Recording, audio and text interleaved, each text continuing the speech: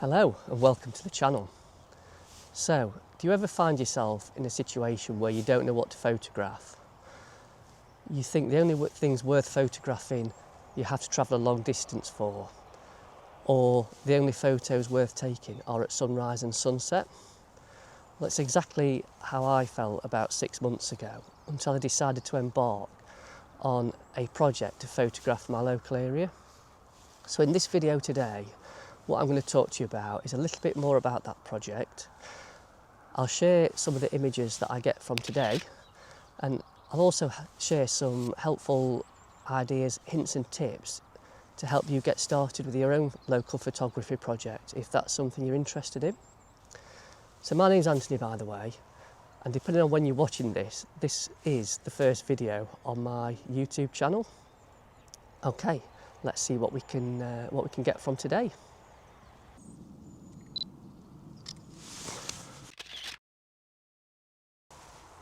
So granted, I think it's fair to say this is probably a relatively unusual place to want to photograph. But it's only about 20 minutes walk from where I live, and somewhere that I never actually had to venture into before I started this local photography project. Curiosity got the better of me one day, and what caught my eye is when I first kind of came in here is there's a lot of graves that are 100 plus years old. Quite a few of them look like kind of nature has started to take over them. So the place told a bit of a story to me, and it was something that piqued my interest, and I could see the benefits of coming back here on multiple occasions, trying to get photographs in all different conditions. So I think the types of images that I had in mind predominantly were on kind of moody, overcast days. I think today is the first day I've actually been where it's actually a reasonable weather day. What I've really got in mind though is I want to come and photograph this on a misty day. We're in October now, so we're getting to the time of year where we're more likely to get some misty mornings, and I think that will just enhance the mood, potentially with some black and white photographs. So what I'm actually looking to do when I come here to photograph is to take a series of images. I mentioned that what drew my eye to this location was those kind of graves that are potentially hundreds of years old, how nature has taken over. So I'm always looking to establish a series of images. Yes, I'll take images of the kind of wider scene just to give a sense of what the place is like, but I do focus a lot more on taking more kind of detailed, closer up images, so when all put together, hopefully convey the story that I'm trying to achieve. I suppose that's my first bit of advice really, is when you're photographing places like this, you have to accept that you're not going to get those amazing hero shots that you're looking for when you go to more photogenic locations. I think single images from this location probably don't achieve the effect that I'm looking for. I've had to kind of accept that it's that series of images, when put together and viewed, have an impact on the person viewing them, and that can be just as rewarding as getting an amazing shot of a vista with spectacular skies and beautiful light.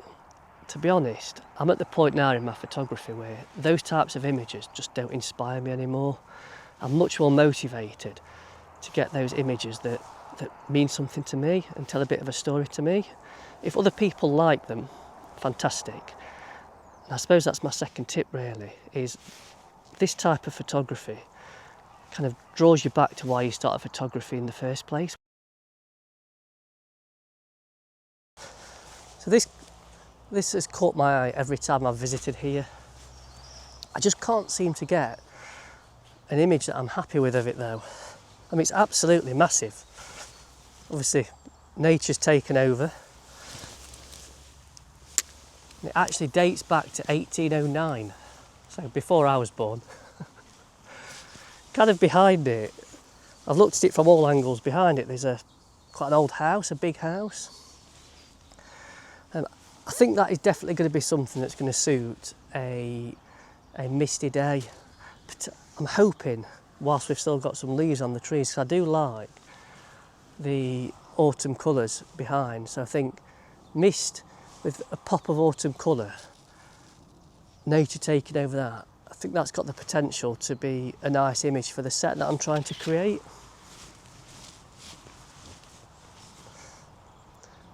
But yeah, it's not working at the moment. I think I'll get a shot of the top of it though, a kind of close-up detailed shot. So one of the main reasons I've set this YouTube channel up is I want to use it to inspire and motivate other photographers to want to get out and take more photographs. And I promised at the start of the video that I'd share a few tips to get you started shooting more locally to where you live. But I'll start with some of the pros. And last night and my thought process is a good example of this. So I hadn't planned to come and photograph here today. I knew the weather forecast was decent. So I spent half an hour last night looking through more photogenic places, all probably an hour's travel from where I live, working out which one to photograph. But in all honesty, the thought of getting up at 5 AM this morning to drive an hour to probably take photos that have been done many times before, with no guarantee that I'd get the conditions to take them, I just thought, no, I'm going to go and get something that means more to me, photographing my local area. And I think that's the first pro, really. Apologies if you can hear gunshots.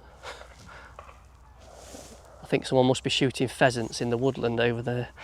Anyway, where was I before I was rudely interrupted?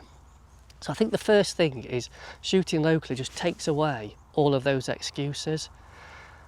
You know, once I was up this morning, there's nothing stopping me, quickly getting my camera gear and doing a short walk to this location. What I've also found is my photography has improved significantly since I've started photographing more local to me. I feel more consistent. My observational skills have improved more because I'm having to work harder to get better photographs. I've actually found it quite rewarding too. I'm not saying that no one's going to get photographs that I've taken on this local project, but it's very unlikely. So I'm getting quite a unique body of work now. So I'm after a bit of a wider shot here with the church in. What's caught my eye, I'm having to be really careful where I place my feet, by the way. Obviously I'm conscious that I need to be really respectful in a place like this and not go trampling places that I shouldn't be. But this has caught my eye because it looks much newer and more modern than everything around it. I still think it's about 90 years old, but to me anyway, it just asks a question, or it poses a question, should I say, as to why is that so different from all of the others. I mean, you've got just in front of it, again, graves where nature's completely taken over them. Look like no one's tended them for years.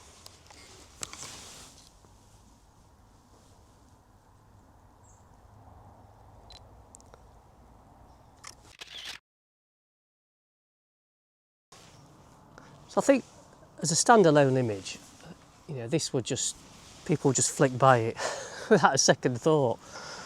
But for me, it really helps convey the story that I'm trying to tell about this place. I mean, this is nature has well and truly taken over here.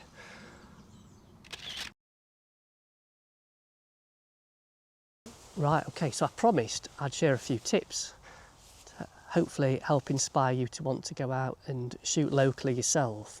I'm going to check my notes again so I don't miss anything. The first thing I'd say is just to take a camera with you every time you go out locally. I use this point and shoot because it's small, it doesn't take up much room, I can just fit it in a sling bag. But I've then always got it with me if I see anything. The second thing I'd share is imagine that you're seeing your local area for the first time. We all talk about our local area being boring unless you're lucky enough to live in an area of natural beauty. But I think it's familiarity that is the reason why we think our local area is boring, because often when we go somewhere new for the first time, we think it's fantastic.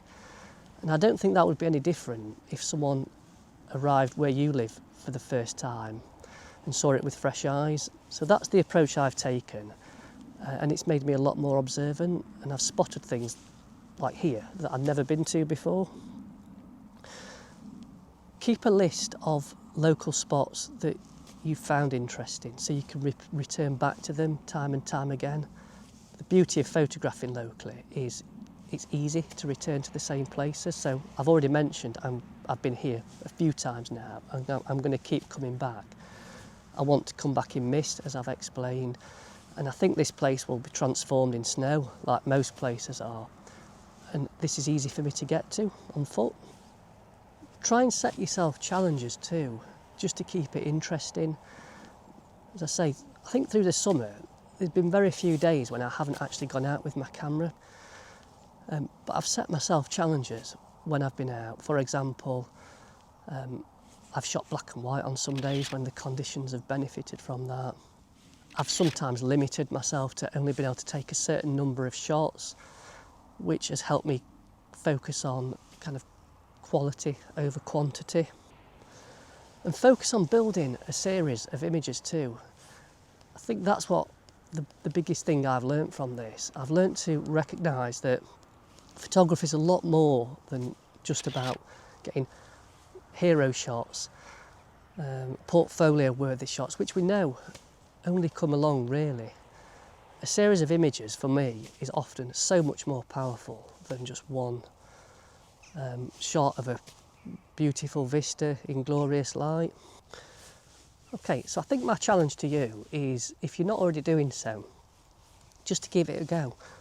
Take your camera out on your local walk and see what you can find. I'd love to hear in the video comments if that's something that you've now been inspired to go and do. Equally, if this is something that you're already doing, please share that in the video comments, the types of things that you're photographing and the things that are inspiring you.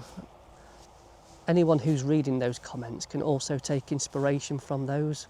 So I think we'll probably leave it there then. I'm probably drawing attention to myself. I'm guessing looks weird. Someone sat talking to a video camera in a cemetery. I think the guy sat tending to the graves over there probably thinks it looks weird. Right, thanks again for watching. I'll see you on the next one. Bye for now.